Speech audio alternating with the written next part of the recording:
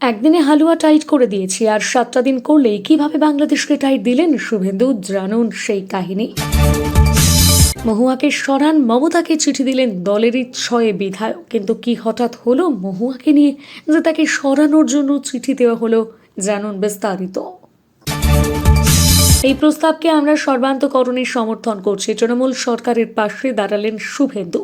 কিভাবে, জেনে নিন বিস্তারিত। বিজেপির ভূমিকা খুব একটা ভালো লাগছে না। আরজিকর কাণ্ডে নির্যাতিতার মা বাবা এবারে বিজেপিকে নিয়ে প্রথমবার মুখ খুললেন। 12 বছরের কিশোরী ধর্ষণে অন্তঃসত্ত্বা, অভিযুক্ত খোদ জামাই বাবু। পদক্ষেপ না করার আর্জি জানালো শাশুড়ি মা। সব ব্যাংকে এবার থেকে শনি রবি ছুটি, অন্যদিন বাড়বে কাজের সময়। ডিসেম্বর থেকেই চালু হতে চলেছে নয়া নিয়ম, বড় ইঙ্গিত দিল কেন্দ্র। জোড়া ঘূর্ণাবর্তের হুঁশিয়ারি, ভারী বৃষ্টিতে কাঁপবে 3 রাজ্য। 11টি রাজ্যে ঝড় জলের সতর্কতা। 24 ঘন্টায় কি হবে বাংলায়, বড় আপডেট দিল আইএমডি। নিয়মিত সঠিক খবর পেতে অবশ্যই আমাদের চ্যানেলটিকে সাবস্ক্রাইব করুন। আসছে বিস্তারিত সংবাদে। বাংলাদেশে গ্রেপ্তার হওয়া চিন্ময় কৃষ্ণ দাসের নিঃশর্ত মুক্তির দাবি এবং সেই দেশের সংখ্যালঘুদের নির্যাতনের প্রতিবাদ।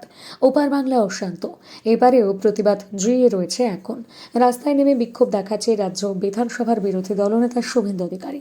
সেই বিক্ষোভ অরাজনৈতিক ব্যানারে, পোশাকি নাম সনাতনী ঐক্যমঞ্চ। পেট্রাপোল আন্দোলনের পর বৃহস্পতিবার রানী রাসমণি অ্যাভিনিউতে সনাতনীদের প্রতিবাদ সভায় সুর চড়ান শুভেন্দু। একদিনের মধ্যে ওদের হালুয়া টাইট করে দিয়েছি বলেও দাবি করেন তিনি। কিন্তু কিভাবে, মূলত বাংলাদেশের সঙ্গে অর্থনৈতিক সম্পর্কের বিষয়টা তুলে ধরে একথা বলেছেন শুভেন্দু। বাংলাদেশ ভারতের ওপর কোন কোন ক্ষেত্রে নির্ভরশীল সেই তথ্য তুলে ধরে শুভেন্দু বলেন, বাংলাদেশ থেকে বাণিজ্য হয় মাত্র 11.25 বিলিয়ন। 10-এর পরে রয়েছেন আপনারা। আমাদের অর্থনীতি আপনাদের উপর নির্ভর করে না। আর আমরা কটন পাঠাই, ফুড ইন্ডাস্ট্রি, শাক সবজি, আলু, ডিম, পেঁয়াজ সব মিলিয়ে 97টা জিনিসের উপর নির্ভরশীল আপনারা। নৌকো, লঞ্চের যন্ত্র ভারত দেয়। বাংলাদেশকে হুঁশিয়ারি দিয়ে বলেন, একদিনে পেট্রাপোল বন্ধ করেছিলাম, 40 গাড়ি পেঁয়াজ গিয়েছে পচে। একদিনে হালুয়া টাইট করে দিয়েছি। এক্সপোর্টার ইম্পোর্টাররা সবাই হিন্দু। ওরা আমাকে বলছে, দাদা 7টা আটকে দিতে পারলে না, এদের কি অবস্থা কি দেখবে। প্রসঙ্গত, বাংলাদেশের চিন্ময় কৃষ্ণের মুক্তির দাবিতে গত সোমবার সীমান্ত বন্ধ করেন সনাতনীরা। সেই হুঁশিয়ারি আগেই দিয়ে রেখেছিলেন শুভেন্দু। তার ফল যে ব্যাপক হয়েছিল সেটাই বোঝালেন তিনি। শুভেন্দু অধিকারী বলেন, মুক্তিযোদ্ধারা আরও একটু ঐক্যবদ্ধ থাকুন। 20শে জানুয়ারি 2025-এর পর বিশ্ব সমাজ বাংলাদেশের জন্য এগিয়ে আসবে। প্রসঙ্গত, বেনাপোল থেকে পেট্রাপোল সীমান্ত দিয়ে প্রায় প্রতিদিনই দেশে ফিরছেন অনেকে। সেখানকার পরিস্থিতি দেখে অনেকেই ক্ষুব্ধ হয়ে বলছেন, সে দেশের যা পরিস্থিতি হিন্দুদের, তাতে এখান থেকে সব পাঠানো বন্ধ করে দেওয়া হোক। সেই প্রতিবাদী সুর যেন এদিন শোনা গেল শুভেন্দুর গলায়। আপনি কোন জেলা থেকে আমাদের ভিডিওটি দেখছেন অবশ্যই কমেন্টের মাধ্যমে জানাবেন। ফিরে আসছি পরবর্তী খবরে। নদিয়ার তৃণমূল সংগঠনে কি এবার গৃহযুদ্ধ? তৃণমূল সাংসদ মহুয়া মৈত্রের বিরুদ্ধে সরব হলেন বিধায়করা। মহুয়া মৈত্রকে কৃষ্ণনগর জেলার সাংগঠনিক সভাপতির পদ থেকে সরানোর দাবিতে চিঠি লিখেছেন। তৃণমূল সুপ্রিমো মমতা বন্দ্যোপাধ্যায়কে সেই চিঠি দিয়েছেন বিধায়করা। বিধায়কদের বক্তব্য, প্রতি বিধানসভায় বিধায়কের সমান্তরাল সংগঠন গড়ছেন সাংসদ মহুয়া মৈত্র। সাংসদকে স্থানীয় সংগঠনের কাজে পাওয়া যায় না বলে দাবি বিধায়কদের। মহুয়া দিল্লির কাজে বেশি ব্যস্ত থাকেন, নিজের সংসদীয় এলাকায় সময় দেন কম। মহুয়ার বদলে যে কাউকে সভাপতি করা হোক, মেনে নিতে সমস্যা নেই বিধায়কদের। চিঠিতে এমন কথার উল্লেখ করেছেন প্রায় 6 জন বিধায়ক। চিঠির একটি প্রতিলিপি দিয়েছে রাজ্য কমিটির তৃণমূল সভাপতি সুব্রত বক্সির কাছেও। কারা কারা চিঠি পাঠিয়েছেন তৃণমূল সুপ্রিমোকে? উজ্জ্বল বিশ্বাস, রুকবানুর রহমান, বিমলেন্দু সিনহা, কল্লোল খান সহ 6 বিধায়কের স্বাক্ষর রয়েছে ওই চিঠিতে। উল্লেখ্য, মহুয়ার সঙ্গে স্থানীয় বিধায়কদের দ্বন্দ্ব নতুন কিছু নয়। বিধায়করা একদিকে যেমন সরব হয়েছেন সাংসদের বিরুদ্ধে, মহুয়া পাল্টা অভিযোগ ছিল নির্বাচনের সময় বিধায়কদের সহযোগিতা তিনি পান না। কিন্তু তারপরও দল বারে বারে জাতীয় স্তরে তার পারফরমেন্সের উপর আস্থা রেখেছেন। তৃণমূলের রদবদল নিয়ে যখন একটা চাপানোতর শুরু হয়েছে, সেই সময় 6 বিধায়ক মিলে মহুয়া মৈত্রকে চিঠি লিখলেন। তারিখটা ছিল 29শে নভেম্বর। সেদিন বিধানসভায় দাঁড়িয়ে আবাস যোজনা নিয়ে রাজ্য সরকারের উদ্দেশ্যে বিরোধী দলনেতা শুভেন্দু অধিকারীকে বলেছিলেন, আসুন না একসঙ্গে পশ্চিমবঙ্গের সব গরিব মানুষের বাড়ি করে দিই। যে আবাস যোজনার টাকা আটকে রেখেছে মোদী সরকার, আর যা ডিসেম্বর মাসের 31 তারিখের মধ্যে প্রথম কিস্তির টাকা দেবে রাজ্য সরকার, সেই সমীক্ষার কাজ শেষ।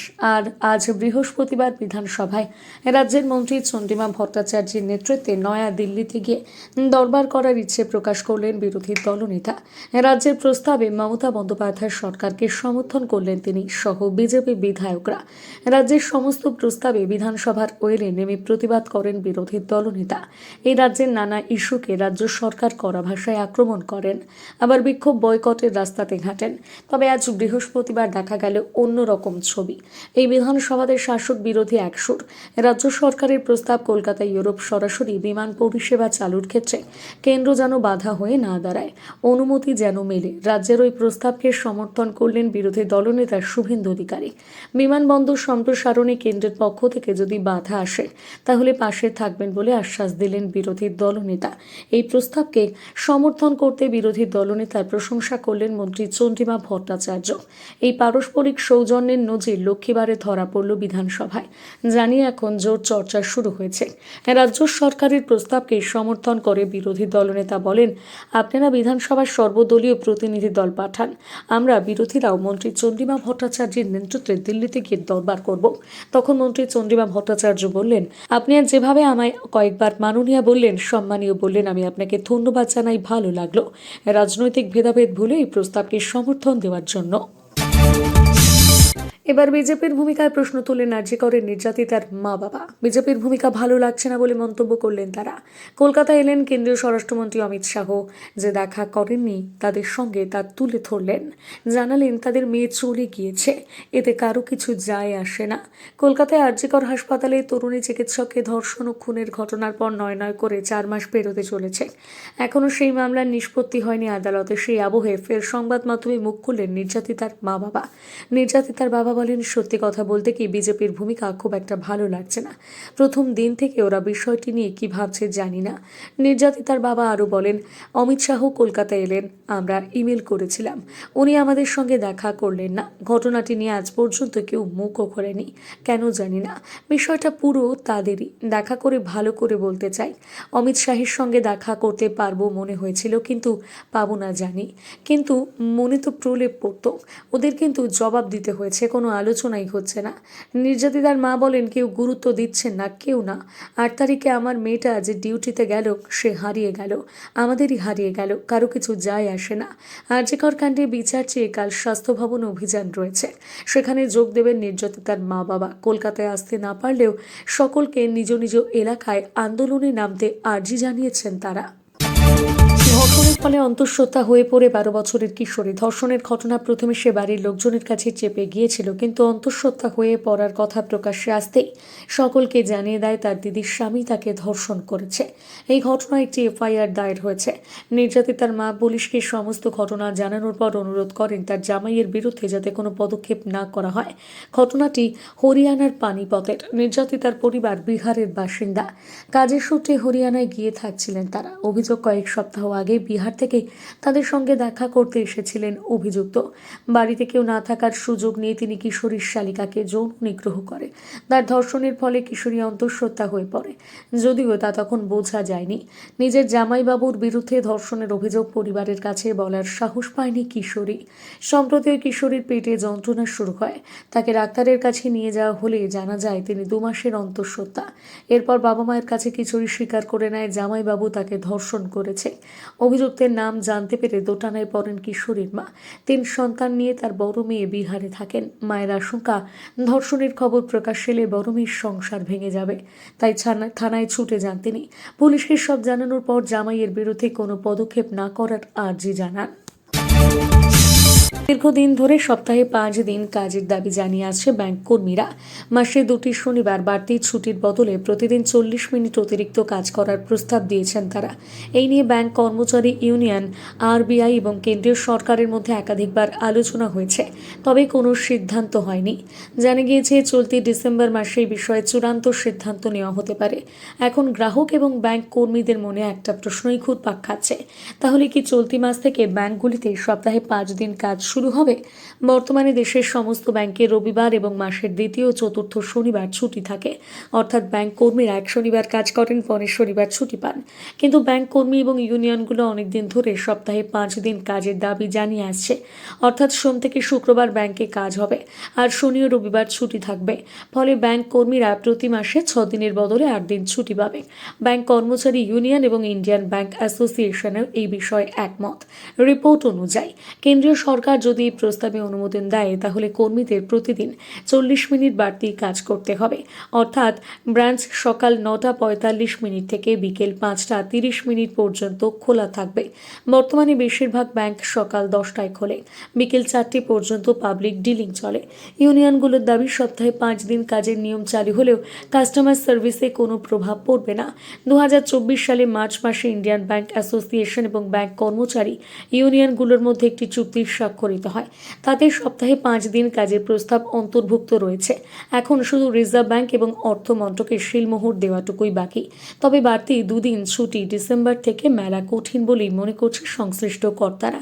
সপ্তাহে 5 দিন কাজ এখনই চালু হচ্ছে না, এই নিয়ে অসন্তোষ প্রকাশ করেছে all India bank officers confederation.